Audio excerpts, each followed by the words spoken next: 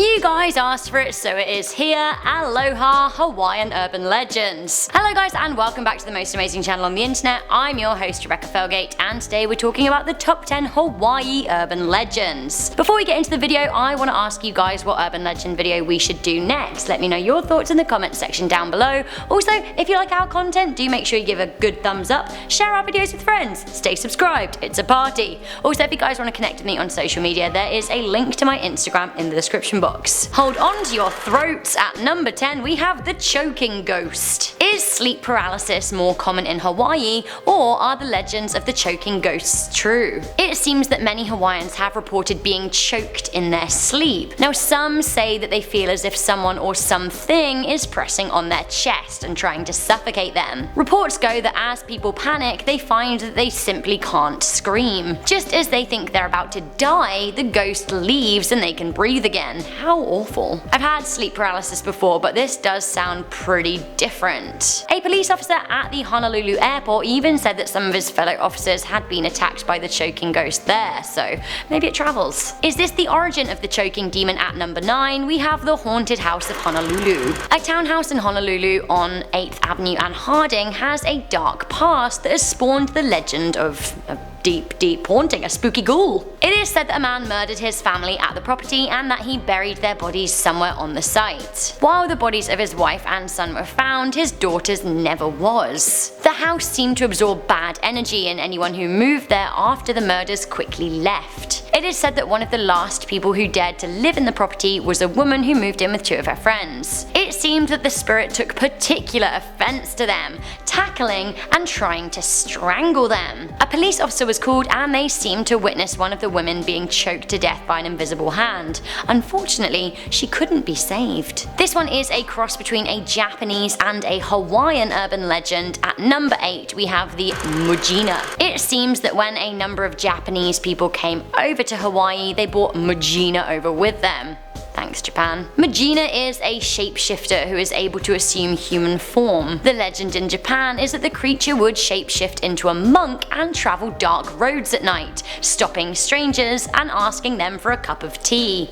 Honestly, sounds pretty pleasant. Although actually, apparently not pleasant at all. Legend has it that in 1959 a woman at a drive-in cinema in Kahala saw a Regina in the washroom. At first she thought it was another woman, but she thought it was weird that she'd been spending so long combing her hair. When she looked closer, she noticed that the woman had no features, which was really strange. It seems that the woman who saw her was so freaked out by the faceless figure that she had a nervous breakdown. The sighting was shrugged off as a rumor, but the woman many years later once again recounted her tale on a local radio station. Since then there have been a number of sightings of the shape-shifting beast. Coming in at number 7 we have the Menehun fairies. The Menehun are a kind of hybrid of gnomes or leprechauns and fairies in other folk tales. It seems that in Hawaii legend has it that the Menehun are 2 feet tall human-like creatures that have a very cheeky streak. I love a cheeky streak, to be honest with you. Kind of like leprechauns, they're said to be great builders. It's said that they even built some of the ancient homes in Hawaii, as well as being credited for forming the famous lake on Linhu Island. It is said that the Menehun live deep in the lush forests where they live and work. They are also said to emerge and splash in the lakes and oceans late at night. If you hear the sounds of stones plopping in water but see nobody around, it is probably a close by Menehun. Sounds like you want to meet them, right? Well, actually, you're wrong. While they do sound sweet and benevolent, beware. If you ever stumble across one unawares, you will immediately be turned to stone. Or so the legend says. Coming into number 6 we have the waiting ghost of Honolulu Airport. It is said that Honolulu Airport is haunted by the desperate ghost of a jilted lover. The ghostly apparition is said to be of a blonde woman who is only ever seen from behind, looking out of a window or looking forlorn at the arrival's gate. The woman is said to wear a long white dress and has been spotted by many airport staff and passengers. The story is that she fell in love with a man who visited the island and promised to marry her, but one day he took off on a flight out of Hawaii, never to return. The woman sadly was said to have committed suicide, but her spirit could not rest and instead kept on waiting at the airport. She was just standing there,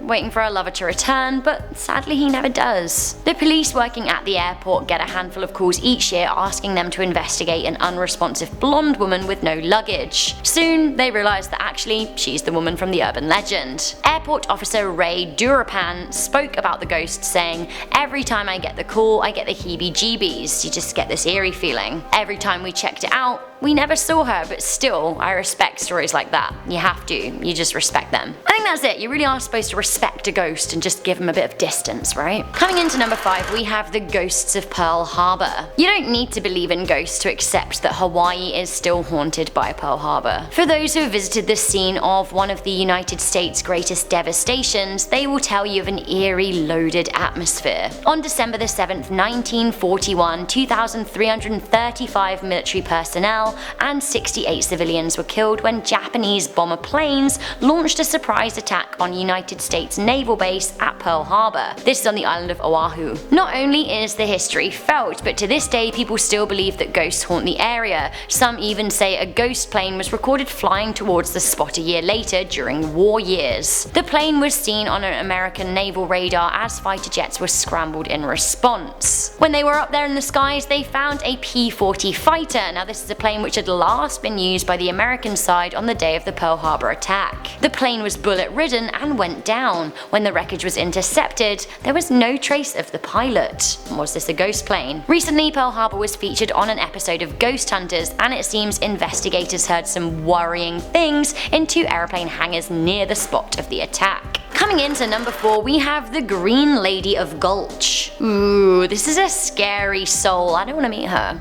She is said to wander the Wahawa Gulch, a valley in the botanical gardens. It is said that she crossed the valley with her children as she was afraid of cars and didn't want to travel by road. Sadly, during her journey, one of the children got lost. She scoured the area looking for a missing child, but nobody would help her. She returned later with the rest of her children to help her look, but then she managed to lose them too. So upset and heartbroken, it is said that she collapsed and drowned in a stream. To this day, sightings have been reported of a green moss-covered lady with fish-like scales, hair of seaweed, and sharp teeth. Sounds spooky. Well, actually, it gets even spookier. It seems that she now stalks the botanical gardens looking for children to steal.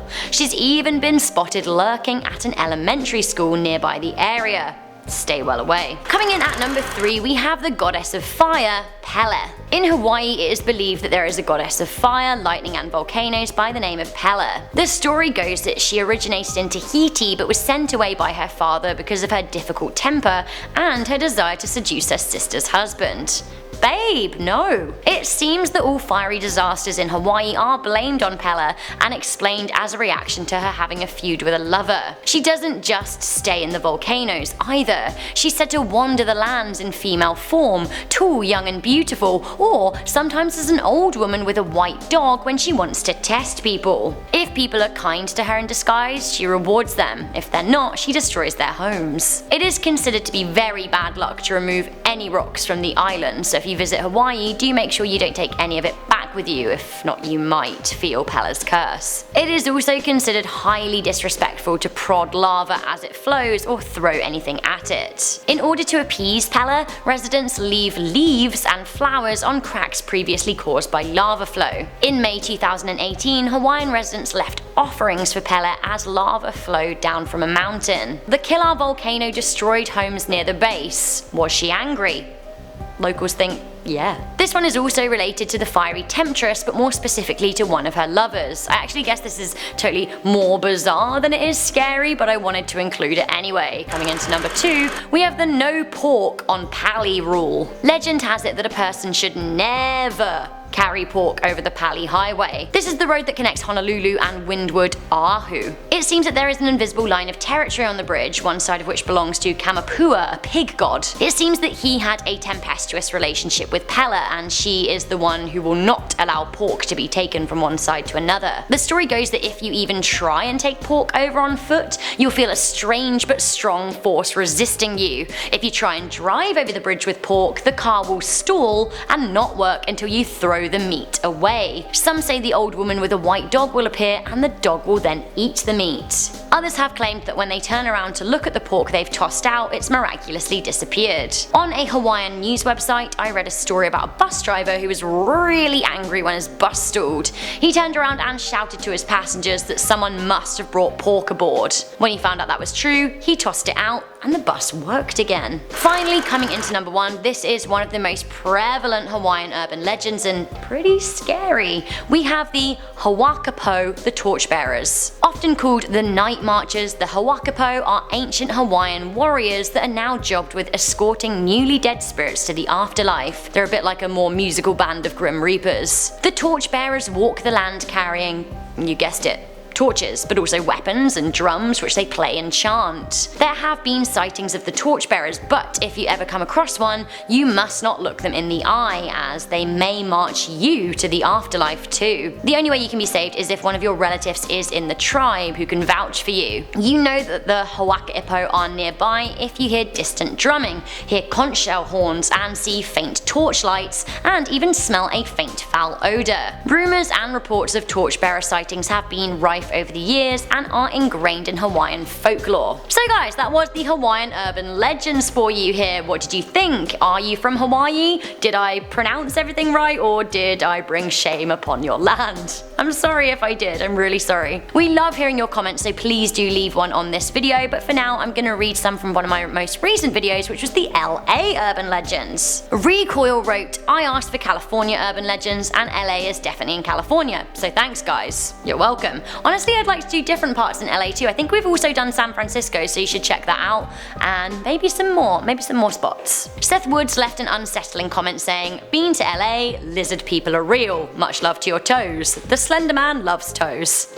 I don't really know what to make of that, but lizards. Eduardo Santana wrote, I am surprised you guys haven't done a New Jersey urban legends yet, since it's known for its weird New Jersey magazine and all of its urban legends. Jersey Devil, anyone? I feel like I've talked about the Jersey Devil in some video, but you're right, perhaps we haven't done a New Jersey urban legends, so perhaps we should. Any other urban legends you guys should think of, then do let me know in the comment section down below. I will read them. If you like these videos, do make sure you give them a good thumbs up, share them with a friend, and stay subscribed for more most amazing lists. I'm your host Rebecca Felgate, and I'll see you next time.